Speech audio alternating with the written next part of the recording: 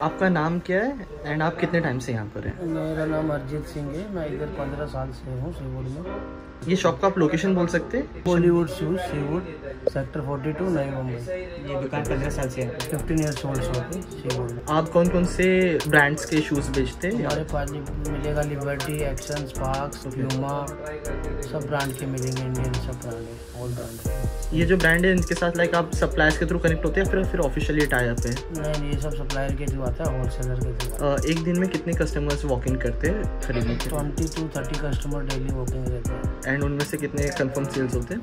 20 product तो confirm cell हो जाते हैं। 20 प्रोडक्ट। सबसे ज़्यादा सेल क्या होता है? सबसे ज़्यादा लेडीज़ फुटवेयर का सेल रहता है पर डे। अभी समझो कि बारिश आने वाले तो फिर आप स्टॉक में क्या क्या चेंज करेंगे? बारिश में का स्टॉक ही अलग आएगा। अभी लेदर्स प्रोडक्ट सब पैक कर दिए जाएंगे। ओके। सब प्लास्टिक, पीवीसी, क्रॉक्स, सैंडल, कीटो, स्लीपर, ये सब का स्टॉक भरा जाएगा। पीवीसी वगैरह प्रोडक्ट जो पुरानी में चल पाएंगे सब प्रोडक्ट। ठीक है। एंड फिर लाइक सीजन प्रोडक्ट मिलेंगे। और जो लेदर के शूज़ थे उन लोग फिर कब वापस से आएंगे बिकने के लिए? वो वापस रनिंग अगस्त में चालू हो जाएगा उनका सेलिंग। आपको इन्वेंट्री रखने में कुछ प्रॉब्लम होती है, जैसे कि कभी कुछ चूहे आ गए या फिर जगह बहुत भारी पड़ गई? नहीं, ऐसा कुछ भी दिक्कत नहीं है, एकदम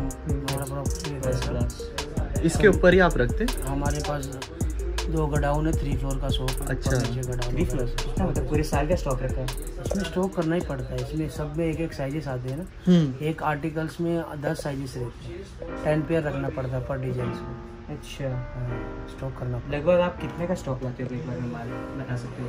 कम से कम एनी टाइम शॉप में 20 to 30 लाख का स्टॉक रखना पड़ता है अवेलेबल। अभी आप नेक्स्ट टाइम शॉपिंग पे कब जाओगे?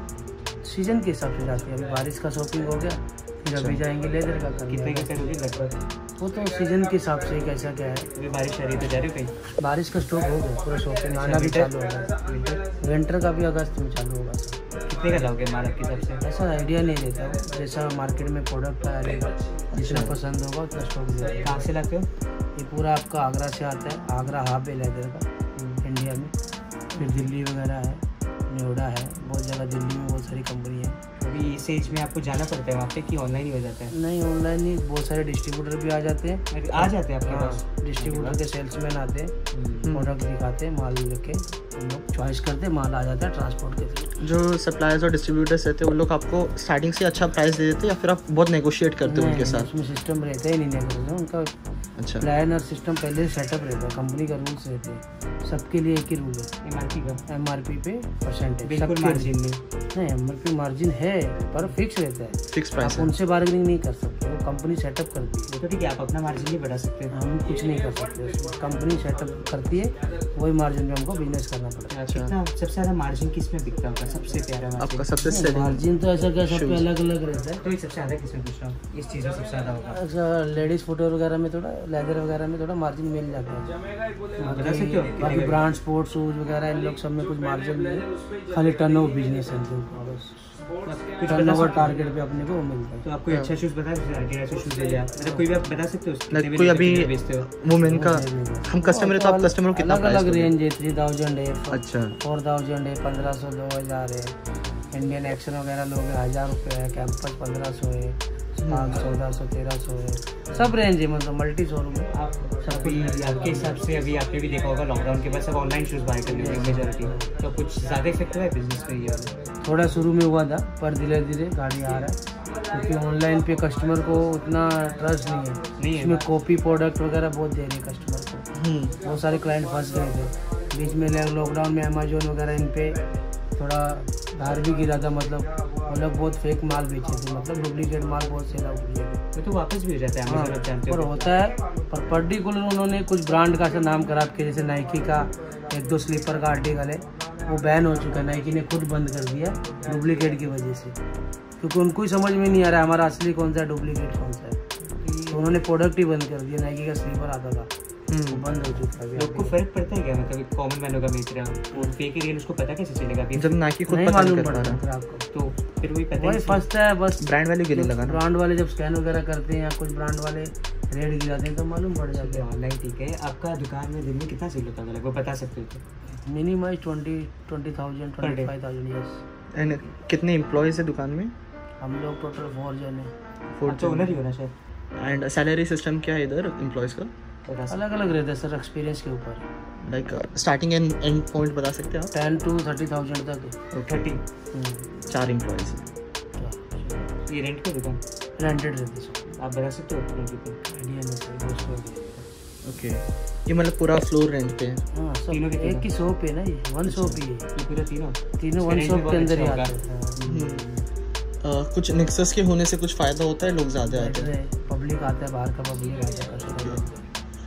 आपने ये बच्चों का बहुत फर्क पड़ता है ना। आपने बच्चों का माल स्टॉक करके रखा है, इनमें सेल्स होता है बच्चे के रिगार्डिंग? किड्स का तो चलता है बहुत अच्छा। मैन फुटवेयर का सेल कैसा है? लाइक खरीदते हो? चलता है, कम है, लेडीज़ के आगे कम है पर चलता है। और ये स्पोर्ट्स शूज़ जो ब्रांडेड नाइकी, स्टर्ट्स, ये सब का सेल कैसा है? ज़्यादा बिकता है या फिर एवरेज ही है? स्पोर्ट्स शूज़ ज़्यादा बिकता है अभी लॉकडाउन के बाद। फॉर्मल का सेल थोड़ा कम है और अभी धीरे धीरे वापस आ रहा है, तो क्योंकि घर से काम था सबका, home to work to home था टोटल। अभी धीरे चालू हो रहे तो फॉर्मल का रिक्वायरमेंट बढ़ रहा है।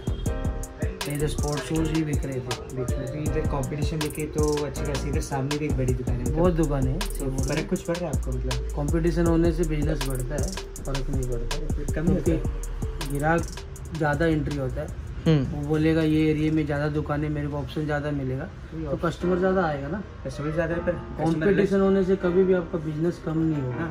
कंपटीशन होने से बिजनेस बढ़ेगा क्योंकि क्राउड बढ़ता है। एक नया सवाल पूछना था आपसे, दुकान रिलेटेड नहीं पर इसके अभी मैं एक लाइन में चारों लाइन देख रहा हूँ, चारों के चारों में शूज़ की दुकान डाल दिया। ये मेरी दुकान मेरी पहले 3 और आ गए, तो इसमें बाकी 3 का क्या फ़ायदा होगा?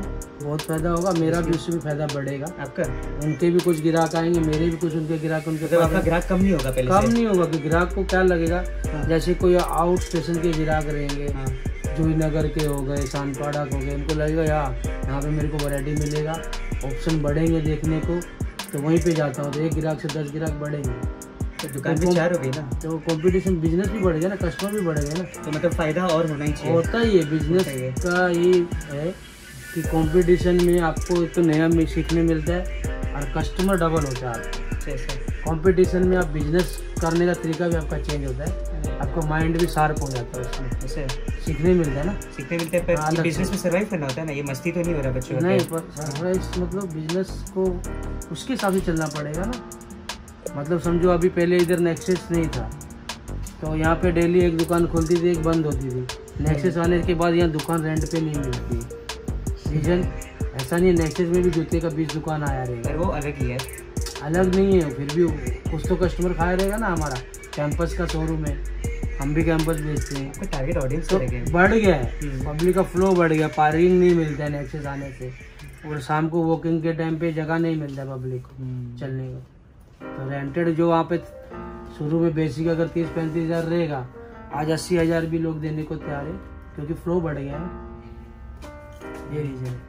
कस्टमर्स का वॉकिंग बढ़ रहा है, फिर सेल करना वो सेल्समैन का काम है। सेल तो इजी हो जाएगा, वॉक रहेगा तो सेल ऑटोमेटिक होना है। जब शॉप में कोई वॉकिंग नहीं करेगा तो आप आउट सेल क्या करोगे? कभी कोई कॉम्पिटिटिव प्रॉब्लम दिया कि वो बंदा बहुत सस्ते में बेच रहा है और आपका बिजनेस तो मार्केट लेवल में होता है, बट वो कस्टमर बनाता है, वो बात वो उतने में दे रहा है, वो उतने में दे रहा है। सेल्स पर्सन समझता है कौन कितने में दे रहा है, दे ही नहीं सकता है, उसको परवड़ेगा ही नहीं ना, घर से तो कोई नहीं देगा।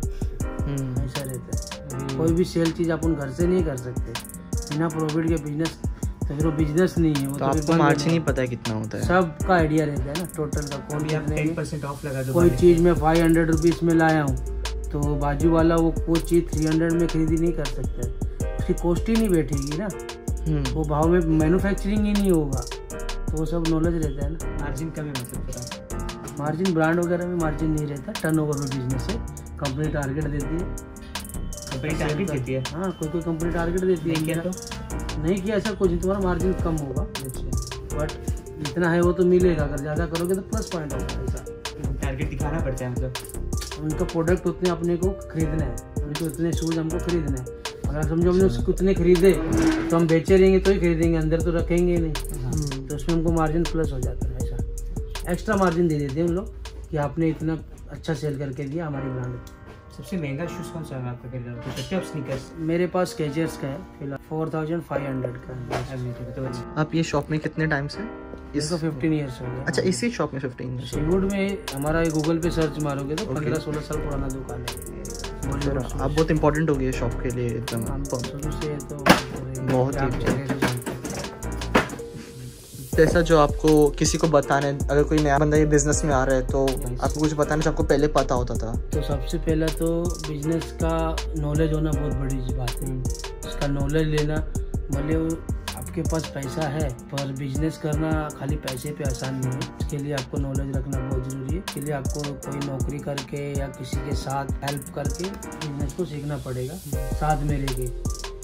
और 2-5 साल कम से कम 3-4-5 इयर्स का एक्सपीरियंस लेना चाहिए कोई भी बिजनेस के लिए, तो बिजनेस में हाथ डालना चाहिए। अभी मैं बोल दूँ अगर मुझे इसमें काम करना है तो रख लेंगे बिना एक्सपीरियंस के, क्योंकि काम तो कोई भी रख सकता है। हाँ, काम पे अगर रिक्वायरमेंट रहेगा, एक्सपीरियंस नहीं रहेगा तो रिक्वायरमेंट रहेगा तो रखेगा। सैलरी कितना? हेल्पर को तो वही 7-8 हज़ार 10 हज़ार रुपये मिलता है।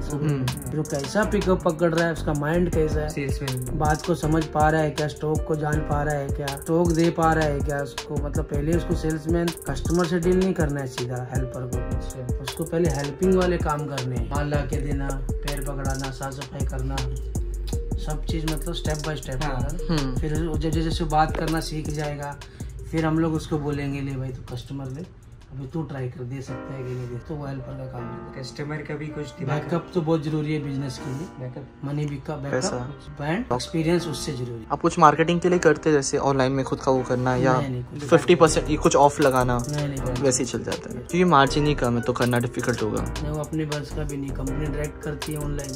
हम मार्केटिंग ऐसे थोड़ा बहुत डालते हैं इधर उधर, ऐसे पोस्टर लगाना। कस्टमर के टच है, कॉन्टेक्ट नंबर है मेरे पास, 10-15 रजिस्टर भरा हुआ है नंबर से, सब क्लाइंट सीवुड रेसिडेंस के। अब उन्हें कॉल करते बताते कैसा करता हूँ, मैसेज करता हूँ, कुछ ऑफर आता है तो नया प्रोडक्ट आता है तो व्हाट्सएप करता हूँ। रेगुलर कस्टमर रहते हैं जो एक बंदा सिर्फ इधर ही आएगा? फिक्स कस्टमर बहुत सारे। अच्छा, थैंक यू वेरी मच।